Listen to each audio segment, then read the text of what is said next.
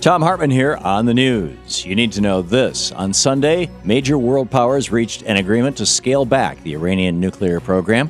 In exchange, our nations and others will slightly lift some of the sanctions against Iran, but embargoes against Iranian banks and oil will remain in place. The interim deal was reached in Geneva, where the U.S., UK, France, Germany, China, and Russia crafted the diplomatic agreement. The deal calls for halting the installation of any additional centrifuges in Iran and diluting that nation's stockpile of 20% enriched uranium. Shortly after it was announced, President Obama addressed the nation, saying, "Ultimately, only diplomacy can bring about a durable solution to the challenges posed by Iran's nuclear program." He added, "Today, we have a real opportunity to achieve a comprehensive, peaceful settlement, and I believe we must test it." However, almost immediately, members of both parties in Congress expressed skepticism about the deal. Republican Senator John Cornyn tweeted, "It's amazing what the White House will do to distract attention to Obamacare." Democratic Senator Chuck Schumer said that, quote, "a fairer agreement would have coupled a reduction in sanctions with a proportionate reduction in Iranian nuclear capability."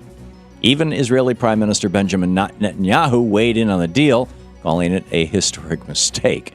However, it should be noted that many of the people criticizing this deal also said that diplomatic efforts in Syria would have no effect. However, those efforts have led to the dismantling of Syria's chemical weapons machinery and the ongoing destruction of their chemical weapons stockpile. Despite what some believe, bombs and drones are not the only way to resolve international conflict, and this deal with Iran could keep our servicemen and women out of another senseless war. Negotiation doesn't make world leaders weak. It proves once and again that diplomacy is one of the best ways to resolve international conflicts. In screwed news, 2 weeks before the 2010 Gulf oil disaster, BP was responsible for another toxic leak that lasted for 40 days. Now the oil giant is trying to weasel out of liability for that event. According to a 2012 lawsuit filed by 48,000 Texas residents, a BP oil refinery in that state released more than 538,000 pounds of toxic chemicals into the air. And the oil giant didn't tell residents who lived near the plant about the toxic soup of chemicals, including benzene and carbon monoxide, to which they were exposed. After finding out about the leak and the health risks, a group of Texas residents sued BP, asking for $10 billion in damages. Rather than pay for the harm that they caused or even try to settle the lawsuits, BP is trying to expedite the claims, saying they're simply clogging up the court. If BP cared about freeing up our court system, they certainly wouldn't be delaying claims related to the Gulf oil disaster or asking courts to free them from a $9.2 billion settlement in that case. Fact is, the oil giant shouldn't be excused from paying for any of the damages they cause. They already have privatized the gains, and we can't let them socialize the losses.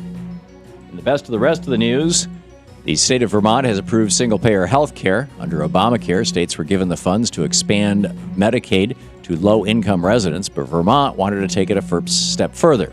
So they pooled funding from Medicare, Medicaid, and a small tax increase to set up their own plan, which will have no premiums, co-pays, hospital bills, or deductibles. And it requires all hospitals and healthcare providers who operate in Vermont to be nonprofit. The program will be fully implemented by 2017, and it will provide an immediate economic boost to that state. Dr. William Hasayo, a Harvard healthcare economist who helped design the system, also said that it will save Vermont 25% of healthcare costs per resident. Because workers no longer have to worry about healthcare costs, their money is freed up to spend on other things, and employers won't have the financial burden of paying for employee health care. Best of all, residents of Vermont will no longer have to worry about getting medical care, regardless of their ability to pay. According to radcast.org, radiation levels around our nation are erratic today because of the jet stream. The East Coast, Robbinsville, New Jersey, is at 45 counts per minute, spiking to 71. Chicopee, Mass. is reporting 44 counts per minute with spikes to 66. In the Midwest, Colorado Springs is hovering at 46 with spikes to 64. Frederick, Wisconsin is at 50 and spiking to 68 counts per minute. In the Southeast, levels in Tucson, Arizona are 60 counts per minute with spikes to 67. And Taos, New Mexico is reporting levels of 80 counts per minute. Radcast collects this information daily using consumer-grade Geiger counters throughout our nation, and they compile the data into one report to share with the public. They remind us that their alert level is 100 counts per minute, and they'll keep us monitored.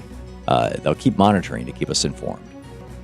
And finally, if you're tired of the typical Thanksgiving dinner spread, cookbook author Patricia Wells has a few suggestions, but don't tell Fox so-called news. Rather than cooking another turkey, the author of the French Kitchen Cookbook suggested seared duck breasts with fresh figs and black currant sauce. And in place of that boring pumpkin pie, how about some spicy pumpkin soup with crab and cilantro? The French cuisine experts sat down with NPR's Rachel Martin to offer a few different ideas for your holiday, but don't let the right-wing media find out. Fox so-called news is already worried about the war on Christmas, so they would be horrified to hear that another holiday is at risk. Soon they'll be rallying around the war on Thanksgiving and warning us that Turkey Day is under attack by the French. And that's the way it is today, Monday, November 25th, 2013. I'm Thom Hartmann on the news.